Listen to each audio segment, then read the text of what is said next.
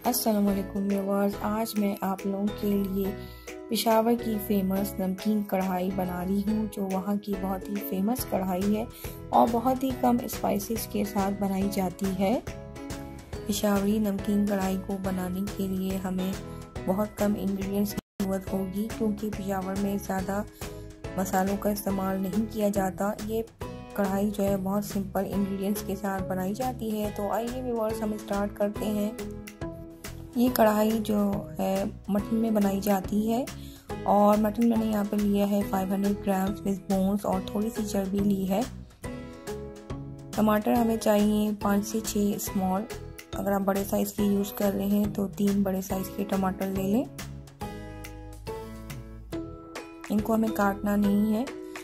यहाँ पर मैं देसी घी यूज़ कर रही हूँ। वैसे तो ये कढ़ाई चर्बी में बनाई जाती है, जो एक रेसिपी है, लेकिन मैं यहाँ पे देसी घी में बना रही हूँ। इसमें भी बहुत अच्छा टेस्ट आता है। 1.5 टीस्पून मैंने ब्लैक पेपर लिया है, आप अपने टेस्ट के अकॉर्डिंग डाल सकते हैं। जिंजर गार्लिक पेस्ट हमें चाहिए 1.5 टेबल स्पून और ग्रीन चिलीज चाहिए हमें 5 से 6 फ्रेश। यहाँ पर तमाम मसाले जो हैं हम फ्रेश यूज़ करेंगे, इससे बहुत अच्छा टेस्ट आता है। यहाँ पर मैं लोहे की कढ़ाई यूज़ कर रही हूँ, क्योंकि रेस्टोरेंट वगैरह में ये इसी में बनाई जाती है और इसी में सर्व की जाती है। यहाँ पर मैंने हाफ कप देसी घी ऐड कर दिया है और इसे हम गरम कर लेंगे। आप लोग ऑयल भी यूज़ कर सकते हैं, लेकिन आप लोग देसी घी में बना के देखें, बहुत अच्छा टेस्ट आएगा। बिल्कुल आप लोगों को जो है रेस्टोरेंट स्टाइल ये कढ़ाई लगेगी। मैंने यहाँ पर 1.5 टेबल स्पून जो है क्रश जिंजर गार्लिक ऐड किया है। फ्रेशली मैंने इसे क्रश किया है, आप लोग भी फ्रेशली यूज़ करें, बहुत अच्छा टेस्ट आएगा। जिंजर गार्लिक लाइट गोल्डन हो गया है, ख्याल रहे कि आप लोगों से जलने ना पाए। अब मैं इसमें मटन ऐड कर रही हूँ। 500 ग्राम्स मैंने मटन लिया है विद बोन्स। अगर आप लोग चाहें तो इसमें थोड़ी चर्बी भी ऐड कर सकते हैं। और हमें अब मीडियम टू हाई फ्लेम पर मटन को जो है भून लेना है, ताकि इसका कलर चेंज हो जाए। ये कराची में भी लोग बहुत शौक से खाते हैं, मुख्तलिफ रेस्टोरेंट वगैरह में और हाईवे वगैरह पर भी ये कढ़ाई जो है बहुत ही फेमस है। तो इसीलिए मैं भी आज आप लोगों के लिए रेसिपी बना रही हूँ कि आप लोग इजीली घर पर बना सकते हैं। 5 मिनट हो चुके हैं गोश्त को भूनते हुए और गोश्त अपना कलर देखें चेंज कर रहा है। अब हम इसमें सॉल्ट ऐड करेंगे। मैंने 1 टीस्पून सॉल्ट लिया है, आप अपने टेस्ट के अकॉर्डिंग कम या ज़्यादा कर सकते हैं। सॉल्ट मैंने ऐड कर दिया और इसको अब मिक्स कर लेंगे। और आप लोगों को मालूम है कि गोश्त तो अपना पानी बहुत छोड़ता है, तो इसलिए अब मैं इसे कवर कर दूंगी ताकि गोश्त अपना पानी रिलीज करे। उसके बाद हम फर्दर प्रोसेस करेंगे।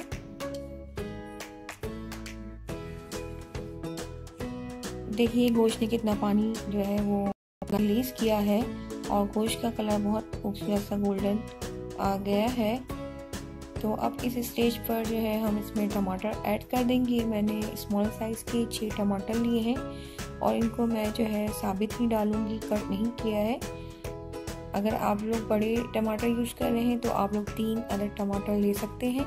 और इसे अब मैं दोबारा कवर कर दूंगी ताकि टमाटर जो है थोड़े से सॉफ्ट हो जाए, तो इसका छिलका हम इजीली निकाल सकेंगे। तो इसे अब हम कवर कर देंगे।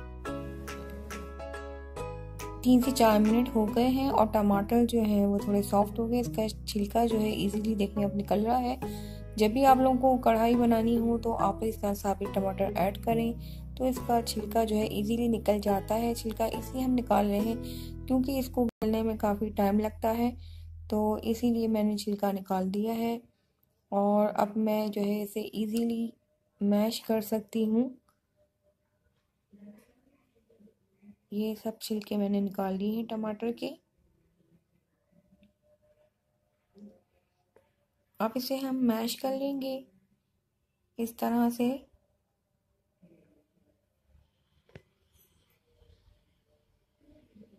और फ्लेम हम मीडियम टू लो रखेंगे और इसे यहाँ पर हम गलने के लिए रखेंगे। अगर हमें पानी की ज़रूरत होगी तो हम बाद में ऐड कर, अभी फ़िलहाल हम इसको कवर कर देंगे और इसे गलने के लिए रख देंगे। 10 मिनट हो चुके हैं और अब मुझे महसूस हुआ कि इसमें पानी ऐड करना चाहिए। तो मैंने इसमें एक गिलास जो है पानी ऐड किया है ताकि मटन इसमें अच्छी तरह से गल जाए। और इसे अब हम कवर कर देंगे और मीडियम टू लो फ्लेम पर गलने के लिए रख देंगे। 40 मिनट्स हो चुके हैं व्यूअर्स गोश्त को गलते हुए, और गोश्त हमारा अच्छे से जो है वो गल चुका है। अब मैं इस स्टेज पे इसमें काली मिर्च ऐड कर रही हूँ। मैंने फ्रेशली ग्राइंड की है, आप लोग भी फ्रेशली ग्राइंड कीजिएगा, उसका टेस्ट बहुत अच्छा आता है। और यहाँ पर मैंने 6 हरी मिर्ची जो है वो चॉप करके डाल दी हैं, जो मैंने आप लोगों को दिखाई थी। आप अपने टेस्ट के अकॉर्डिंग कम या ज़्यादा कर सकते हैं, लेकिन ये कढ़ाई में जो है ज़्यादा स्पाइसेस यूज़ नहीं की जाती, इसका नाम ही नमकीन कढ़ाई है। गोश्त का कलर बहुत ही खूबसूरत सा आ गया है और घी भी आपको सेपरेट नज़र आ रहा होगा। तो ये कढ़ाई हमारी ऑलमोस्ट रेडी है और गोश्त भी हमारा अच्छे से गल चुका है। अगर कढ़ाई में गोश्त अच्छा गला हुआ हो तो उसका टेस्ट अच्छा लगता है।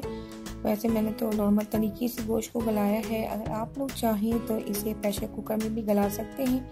ये देखिए, मैं आपको दिखाती हूँ कि गोश्त हमारा कितने अच्छे से गल चुका है। और अब इसे मैं जो है वो कवर कर दूंगी। उसके बाद जो है मैं इसे 5 मिनट के लिए दम पर रखूँगी, फिर मैं आपको डिश आउट करके दिखाऊंगी इस कढ़ाई का फाइनल लुक कि ये कैसी लगती है। तो व्यूअर्स, इसे मैंने कवर कर दिया है।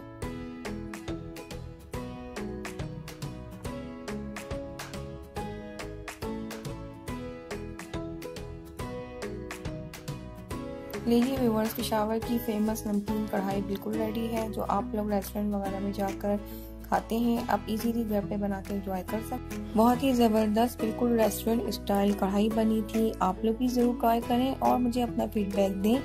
अगर आपको मेरी ये रेसिपी पसंद आए तो please like, comment and share ज़रूर करें।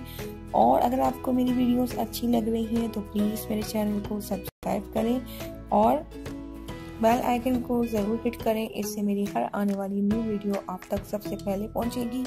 आप लोग मुझे फेसबुक और इंस्टाग्राम पे भी ज्वाइन कर सकते हैं। Thanks for watching. अल्लाह हाफिज़।